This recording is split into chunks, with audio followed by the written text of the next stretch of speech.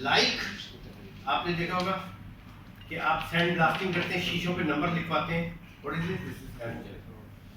आप किसी चीज के ऊपर एमरी पेपर से उसको रगड़ते हैं जंग उतारने के लिए, फिजिकल प्रोसेस है, कॉल्ड एज एरोजन। तो जब सलीका जो है जिसको हम SiO2 कहते हैं, ये ऑलवेज इनसॉल्युबल फॉर्म में होती है। जब आप कूलिंग प्रोसेस में इसको इस पानी को इस्तेमाल करेंगे जिसमें आपकी ये सलीका मौजूद हो, तो ये तेजी से जब इसके अंदर फ्लो होता है तो इस वेलोसिटी की वजह से फ्रैक्शन पैदा होती है, और जब फ्रैक्शन पैदा होती है तो जो ट्यूब्स हैं आपकी वो इरोड होना शुरू हो जाती हैं, यानी डिस्ट्रक्शन शुरू हो जाती है, कॉल्ड एज ए।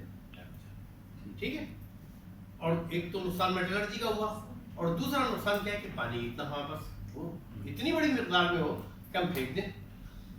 ठीक है ना, तो आहिस्ते आहिस्ते ये वहां होता है कि जहां रिवर बिल्कुल करीब हो, आपने इस्तेमाल भी किया, फेंक भी दिया, पानी का लॉस भी नहीं हुआ, लेकिन आपकी मेटलर्जी को नुकसान ये हुआ कि ये कंडेंसर की ट्यूब आपको इरोड हो जाए, बार बार चेंज करनी पड़ती है, इनकी थिकनेस कम हो जाती है। ठीक है, फिर क्या हुआ, दुनिया ने ऑलमोस्ट ग्रेजुअली इसको रिजेक्ट करना शुरू कर दिया, कहा कि ये वन थ्रू नहीं चाहिए, अब चाहिए कौन सा, open recirculating system. Open recirculating system क्या होता है कि आपने जो है जिस चीज को भी पानी को ठंडा करना है,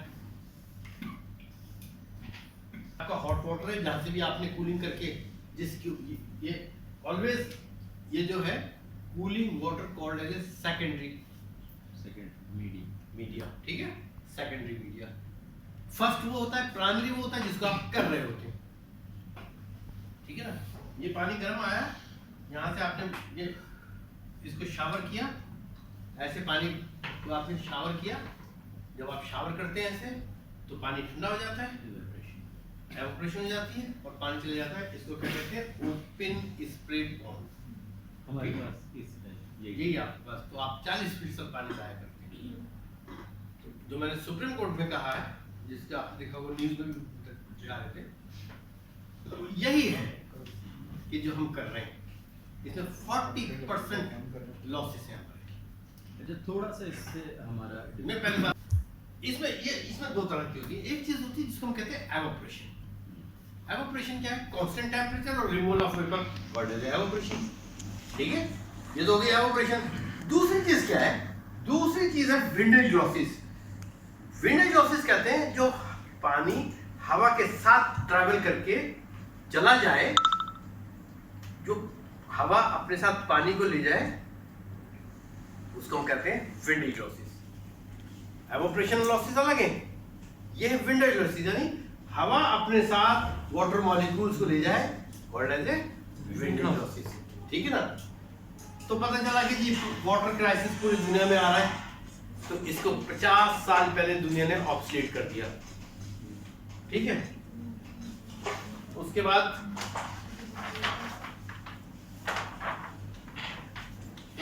इसी तरह से बोर्ड पे लिखना डायरेक्ट रेजेबल मार्कर, बस ये हटा है, ये हटा ठीक है, बस ठीक है, ठीक है, बस।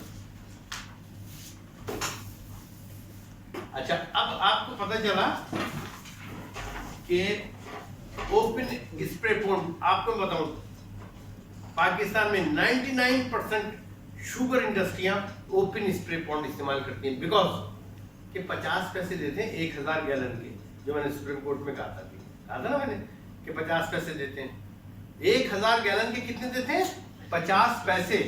तो उनको ये एहसास ही नहीं है कि हम अपना ये जो है पानी इतना जाया कर रहे हैं यहाँ पे, उनकी वजह से तो पैसे तो देते ही नहीं है। तो ओपन स्प्रे पॉन्ड जो है वो फिर ऑब्सोलीट हो गया दुनिया भर में, कि इसके अंदर वेस्टेज, पानी की वेस्टेज बहुत ज्यादा है। फिर दुनिया ने कहा कि चलो हम एक और साइंस इंट्रोड्यूस करा दें जिसको कहते हैं, फिर उन्होंने एक कूलिंग टावर बना दिया। ठीक है,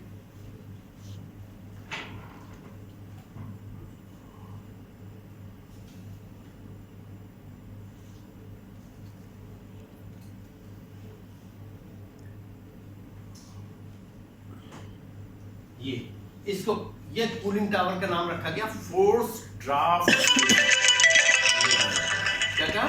फोर्स ड्राफ्ट कूलिंग टावर। ठीक है, यहां से आपने एयर दी, ये एयर ऊपर चली, ये पानी शावर हुआ, एयर का पानी से कांटेक्ट हुआ, ये बाहर निकल गया, पानी आपका ठंडा होकर इस पिट में आ गया। ठीक है ना, ये, और यहां से ये पानी आपका जब ठंडा होकर बाहर चला गया तो इसको कहा गया force draft cooling system. Open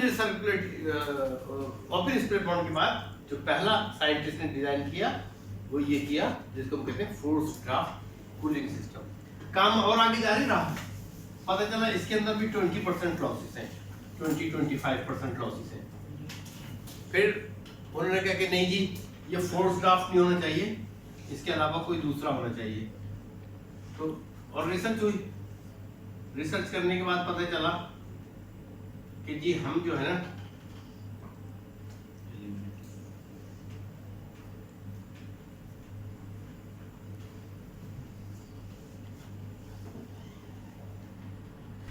तो ये जो एयर, तो यहाँ से पानी आपका ये ऊपर से शावर हो रहा है, यहाँ से एयर दाखिल हो रही है और ये पानी ठंडा हो रहा है और ये पानी इस्तेमाल हो रहा है। अब इंड्यूस ड्राफ्ट की दो फिर आगे किस्में हैं। ये जिसके अंदर टॉप टू बॉटम, इनको कहते हैं लूअर्स। क्या कहते हैं? जिसमें टॉप टू बॉटम हो उसको कहते हैं क्रॉस फ्लो कूलिंग टावर। क्या कहते हैं? Cross flow tower. जिसमें बिल्कुल नीचे हो 25 to 30% बॉटम में, उनको कहते हैं काउंटर फ्लो कूलिंग टावर। ठीक है, अब इसमें हम वाटर, इसमें तय किया गया कि इसमें वाटर कंजर्वेशन कैसे की जाए। दो तरीके हैं, हमें पता चलता है एवापोरेशन थ्योरी में क्या है कि हम जब तक पानी का सरफेस एरिया ना बढ़ा दें कूलिंग प्रोसेस अच्छा नहीं होगा। चाय को कप में रहने दें, देर में ठंडी होती है, लेकिन अगर उसको फ्रिज में डाल दें तो जल्दी ठंडी हो जाती है। क्यों जल्दी ठंडी हो जाती है? फ्रिज में उसका सरफेस एरिया बढ़ जाता है। आप कंजर्वेशन कैसे करनी है?